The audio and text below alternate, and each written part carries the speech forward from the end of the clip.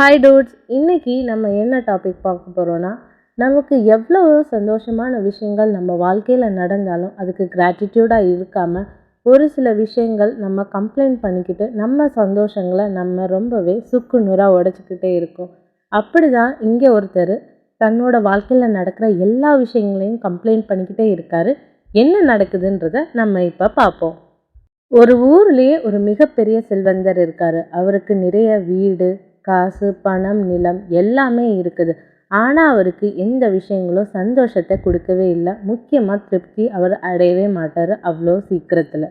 தன்னோட குடும்பத்தோட நேரம் கொஞ்சம் கூட செலவிடவே மாட்டார். அவர் காசு சம்பாதிக்கிறதுலே ரொம்பவே கவனமாக இருந்தார். அந்த செல்வந்தருக்கு ஒரு பையன், ஒரு பொண்ணு. அவர் தன்னோட நண்பர்கள்கிட்ட எப்பயுமே புலம்பிக்கிட்டே இருப்பார். எல்லாரும் எல்லா விஷயங்களையும் பர்ஃபெக்டாக பண்ண மாட்டுறாங்க, ஒரு சில குறைகளோடையே செஞ்சு வச்சிடுறாங்க. அது எனக்கு மிகவும் கோபத்தை உண்டாக்குது. எனக்கு எது பண்ணாலும் பர்ஃபெக்ஷனோட தான் இருக்கணும்ன்ட்டு நான் சொல்லியும் அந்த விஷயம் எனக்கு கிடைக்க மாட்டேங்குது அப்படின்ட்டு சொல்கிறாரு. அதை கேட்டுட்டு அவருடைய நண்பர் சொல்கிறாரு, நான் வாரத்தில் ஒரு தடவை ஒரு மடாலயத்துக்கு போவேன்.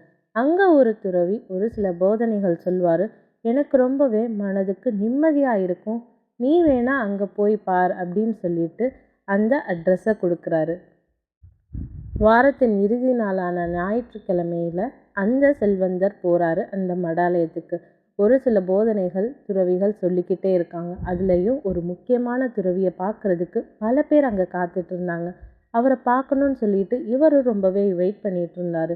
ஆனால் அன்னைக்கு பார்க்க முடியாத காரணத்தினால அன்னைக்கு வீடு திரும்பிட்டார்.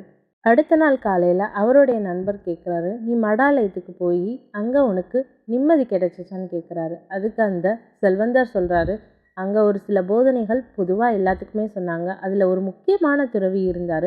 அவரை சந்திக்கணும்னு நினச்சேன், ஆனால் அவரை என்னால் சுத்தமாக பார்க்க முடியல. ஆனால் அடுத்த தடவை அவரை நான் பார்க்காம வீடு திரும்ப மாட்டேன்னு தன்னோட நண்பர்கிட்ட சொல்கிறாரு. அந்த ஒரு நாளுக்காண்டி செல்வந்தர் காத்துக்கிட்டே இருந்தார். மடாலயத்துக்கு போய் துறவியை எப்படியாச்சும் பார்த்தே ஆகணும்னு சொல்லிட்டு ஒரு மணி நேரம் அங்கே உட்காந்து எல்லாரும் போதனைகள் கேட்டுட்டு இருக்காங்க. அதுக்கப்புறம் அந்த முக்கியமான துறவியை பார்க்கணும்னு சொல்லிட்டு அவர் பக்கத்துலேயும் போயிடுறாரு.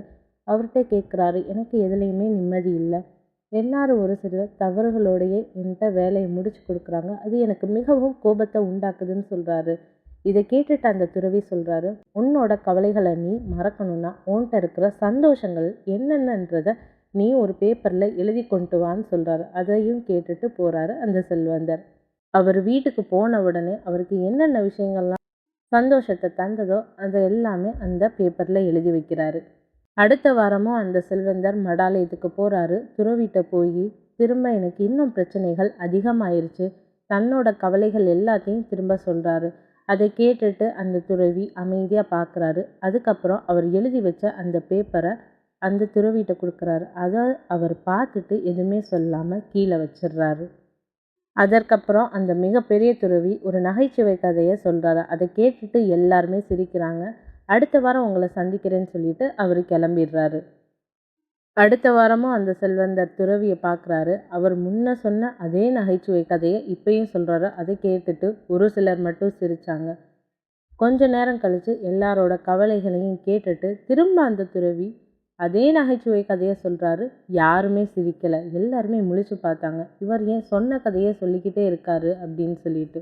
அப்போ தான் அந்த துறவி சொல்கிறாரு, முதல் தடவை நகைச்சுவை கதையை சொன்னப்போ எல்லாரும் சிரிச்சிங்க, மறுதடவை சொன்னேன் ஒரு சிலர் சிரிச்சிங்க, மூன்றாவது தடவை சொன்னப்போ யாருமே சிரிக்கலை.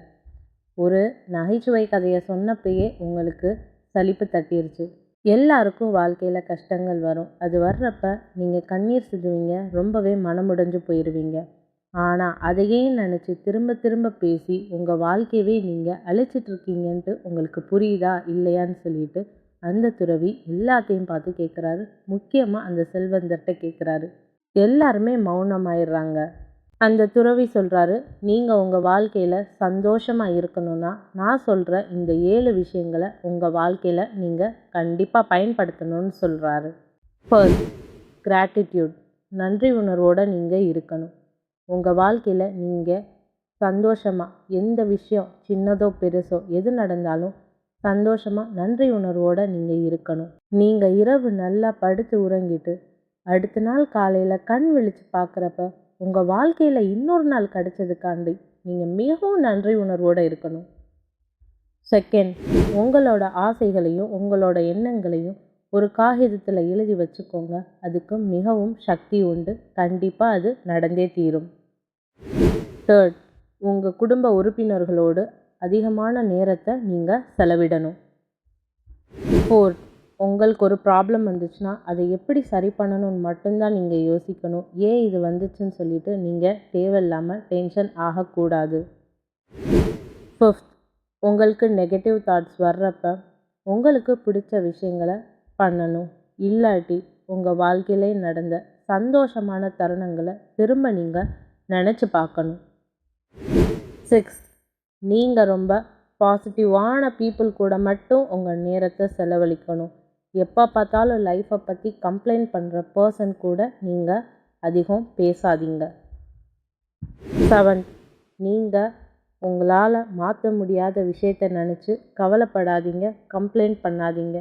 உதாரணத்துக்கு, நீங்கள் மற்றவங்கள மாற்ற முடியாது, அவங்க கேரக்டரையும் மாற்ற முடியாது. உங்களால் ஒரு விஷயத்தை மாற்ற முடியும், அக்செப்ட் பண்ண முடியும்னா நீங்கள் அந்த இடத்துல இருக்கலாம். எதுவுமே சேஞ்சஸ் ஆகாதப்ப நீங்கள் அந்த இடத்துல இருக்காதீங்க. அது மிகவும் கவலையை உண்டாக்கும்னு சொல்லியிருக்காரு.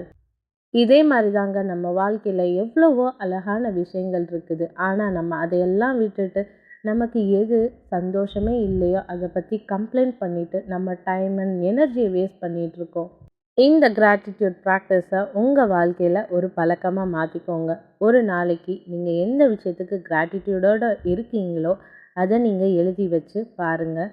கண்டிப்பாக உங்கள் லைஃப்பில் ஒரு சில சேஞ்சஸை நீங்கள் பார்ப்பீங்க.